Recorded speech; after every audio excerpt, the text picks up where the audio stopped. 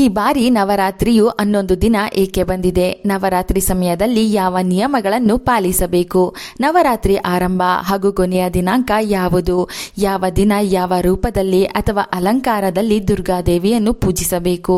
ನವರಾತ್ರಿ ಬಗೆಗಿನ ಹಲವು ಸಂದೇಹಗಳಿಗೆ ಈ ವಿಡಿಯೋದಲ್ಲಿ ಉತ್ತರ ತಿಳಿಯೋಣ.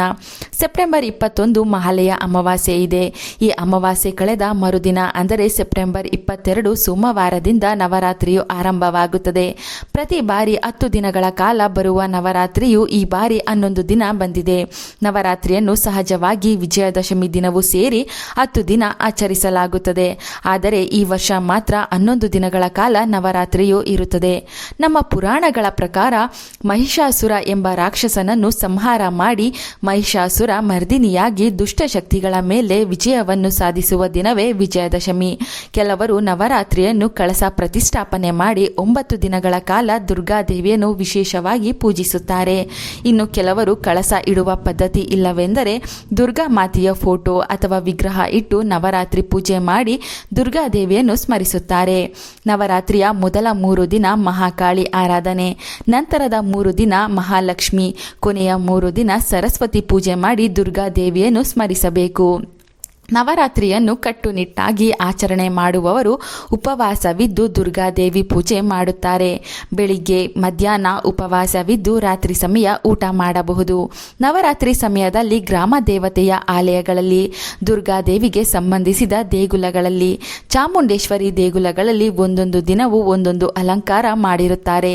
ಈ ನವರಾತ್ರಿ ಸಮಯದಲ್ಲಿ 9 ದಿನವೂ ಕೂಡ ದೇವಿಯ 9 ಅವತಾರಗಳನ್ನು ತಪ್ಪದೇ ದರ್ಶನ ಮಾಡಿ. ನವರಾತ್ರಿಯು ಸೆಪ್ಟೆಂಬರ್ 22 ಸೋಮವಾರ ಆರಂಭವಾಗಿ ಅಕ್ಟೋಬರ್ 2ನೇ ತಾರೀಕು ಗುರುವಾರ ಮುಕ್ತಾಯವಾಗುತ್ತದೆ. ಕಳಸವನ್ನು ನವರಾತ್ರಿಯ ಮೊದಲ ದಿನ ಸ್ಥಾಪಿಸಬೇಕು. ಕಳಸದಲ್ಲಿ ದೇವತೆಗಳು ಇರುತ್ತಾರೆ ಎಂಬ ಧಾರ್ಮಿಕ ನಂಬಿಕೆ ಇದೆ. ಅದರೊಳಗೆ ಶುದ್ಧ ಮಣ್ಣಿನ ಪದರಗಳನ್ನು ಹಾಕಿ ಅನ್ನಬ್ರಹ್ಮ, ಅನ್ನಪೂರ್ಣೇಶ್ವರಿ ಸಂಕೇತವೆಂದು ಪರಿಗಣಿಸಿ 7 ಬಗೆಯ ಧಾನ್ಯಗಳನ್ನು ಬಿತ್ತಿ ದೂರ್ವೆ, ಅಕ್ಷತೆ, ವಿಳೆದೆಲೆ, ನಾಣ್ಯ, ಮಾವಿನ ಎಲೆ, ತೆಂಗಿನಕಾಯಿ ಇಟ್ಟು ಕಳಸ ಸ್ಥಾಪನೆ ಮಾಡಲಾಗುತ್ತದೆ. ಈ ದಿನ ಕಳಸ ಸ್ಥಾಪಿಸಲು ಶುಭ ಮುಹೂರ್ತ ಸೆಪ್ಟೆಂಬರ್ 22 ಸೋಮವಾರ ಬೆಳಿಗ್ಗೆ 6 ಗಂಟೆ 1 ನಿಮಿಷದಿಂದ 7 ಗಂಟೆ 46 ನಿಮಿಷದವರೆಗೆ ಇರುತ್ತದೆ. ಈ ಸಮಯ ಬಿಟ್ಟರೆ ಅಭಿಜಿತ್ ಮುಹೂರ್ತದಲ್ಲಿ ಅಂದರೆ ಬೆಳಿಗ್ಗೆ 11 ಗಂಟೆ 41 ನಿಮಿಷದಿಂದ 12 ಗಂಟೆ 29 ನಿಮಿಷದವರೆಗೆ ಕಳಸ ಸ್ಥಾಪನೆ ಮಾಡಬಹುದು. ಈ ನವರಾತ್ರಿ ಸಮಯದಲ್ಲಿ ತಪ್ಪದೆ ಬ್ರಹ್ಮಚರ್ಯವನ್ನು ಪಾಲಿಸಬೇಕು. ಯಾರ ಮನಸ್ಸಿಗೂ ನೋವನ್ನುಂಟು ಮಾಡಬಾರದು. ಎಲ್ಲರನ್ನೂ ದೇವಿಯ ಸ್ವರೂಪದಲ್ಲಿಯೇ ಭಾವಿಸಿ ಸತ್ಕರಿಸಬೇಕು. ಮನೆಗೆ ಮುತ್ತೈದೆಯರನ್ನು, ವಿಧವೆಯರನ್ನು, ಚಿಕ್ಕ ಮಕ್ಕಳನ್ನು ದುರ್ಗಾದೇವಿಯ ಸ್ವರೂಪದಲ್ಲಿ ಗೌರವಿಸಬೇಕು. ತಿನ್ನಲು ಬಂದವರಿಗೆ ಪ್ರಸಾದ, ನೀರನ್ನು ನೀಡಿ ಸತ್ಕರಿಸಬೇಕು. ನವರಾತ್ರಿಯ ಅಷ್ಟು ದಿನವೂ ಕೂಡ ದೇವಿಯ ಸ್ಮರಣೆಯನ್ನು ನಿರಂತರವಾಗಿ ಮಾಡಬೇಕು. 9 ದಿನಗಳು 9 ದೇವಿಯರ ವಿಶೇಷ ಮಂತ್ರ ಸ್ತೋತ್ರಗಳನ್ನು ಕೇಳುತ್ತಾ ಜಪಿಸುತ್ತಾ ದೇವಿ ಆರಾಧನೆಯಲ್ಲಿಯೇ ಇರಬೇಕು. ಇದರಿಂದ ಸಕಲ ಸಂಪತ್ತು, ಜೀವನದಲ್ಲಿ ಎಲ್ಲವನ್ನು ಗೆಲ್ಲಲು ಶಕ್ತಿ, ಕಷ್ಟಗಳನ್ನು ಎದುರಿಸುವ ಶಕ್ತಿ, ಹಣ, ಆರೋಗ್ಯ, ನೆಮ್ಮದಿಯ ಜೀವನ ಲಭಿಸುತ್ತದೆ. ನವರಾತ್ರಿಯ ಮೊದಲ ದಿನ ಅಂದರೆ ಸೆಪ್ಟೆಂಬರ್ 22ರಂದು ಕಳಸ ಸ್ಥಾಪನೆ ಮಾಡಬೇಕು. ದುರ್ಗೆಯ ಶೈಲಪುತ್ರಿ ಅವತಾರಕ್ಕೆ ಪೂಜೆ ಮಾಡಬೇಕು. ನವರಾತ್ರಿಯ 2ನೇ ದಿನ ಸೆಪ್ಟೆಂಬರ್ 23 ಮಂಗಳವಾರ ದುರ್ಗಾದೇವಿಯ ಬ್ರಹ್ಮಚಾರಿಣಿ ಅವತಾರಕ್ಕೆ ಪೂಜೆ ಮಾಡಬೇಕು. ನವರಾತ್ರಿಯ 3ನೇ ದಿನ ಸೆಪ್ಟೆಂಬರ್ 24 ಬುಧವಾರ ದುರ್ಗಾದೇವಿಯನ್ನು ಚಂದ್ರಘಂಟಾ ದೇವಿಯ ರೂಪದಲ್ಲಿ ಪೂಜಿಸಬೇಕು. ನವರಾತ್ರಿಯ 4ನೇ ದಿನ ಸೆಪ್ಟೆಂಬರ್ 25 ಗುರುವಾರ ಮತ್ತೆ ಚಂದ್ರಘಂಟಾ ದೇವಿಯನ್ನೇ ಪೂಜಿಸಬೇಕು. ನವರಾತ್ರಿಯ 5ನೇ ದಿನ ಸೆಪ್ಟೆಂಬರ್ 26 ಶನಿವಾರ ದುರ್ಗೆಯನ್ನು ಕೂಷ್ಮಾಂಡ ದೇವಿಯ ರೂಪದಲ್ಲಿ ಪೂಜಿಸಬೇಕು. ನವರಾತ್ರಿಯ 6ನೇ ದಿನ ಸೆಪ್ಟೆಂಬರ್ ಭಾನುವಾರದ ದಿನ ದುರ್ಗೆಯನ್ನು ಕಾತ್ಯಾಯಿನಿ ದೇವಿಯ ರೂಪದಲ್ಲಿ ಪೂಜಿಸಬೇಕು. ನವರಾತ್ರಿಯ 7ನೇ ದಿನ ಸೆಪ್ಟೆಂಬರ್ 29 ಸೋಮವಾರ ದುರ್ಗೆಯನ್ನು ಕಾಳರಾತ್ರಿ ರೂಪದಲ್ಲಿ ಪೂಜಿಸಬೇಕು.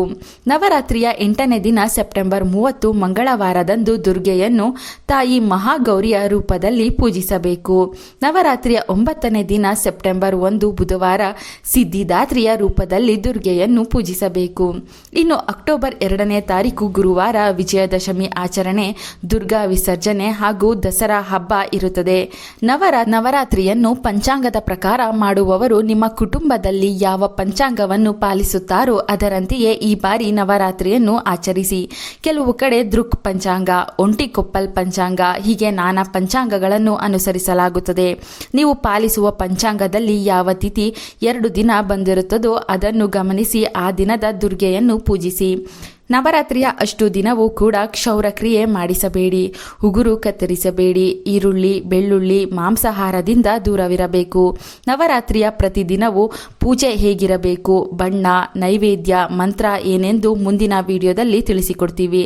ನವರಾತ್ರಿಯ ಈ ಮಾಹಿತಿ ಇಷ್ಟವಾದರೆ ಜೈ ದುರ್ಗೆ ಎಂದು ಬರೆದು ಎಲ್ಲರಿಗೂ ಶೇರ್ ಮಾಡಿ.